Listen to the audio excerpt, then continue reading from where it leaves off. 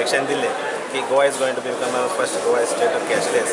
So as per the direction, I have just informed all my licensee.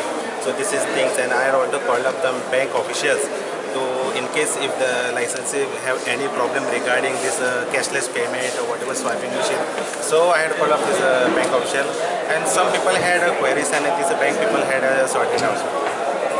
We are not made it very compulsory, but we are only informed them this is going to be fun. So it is while installing a swipe machine is their problem. We cannot force them.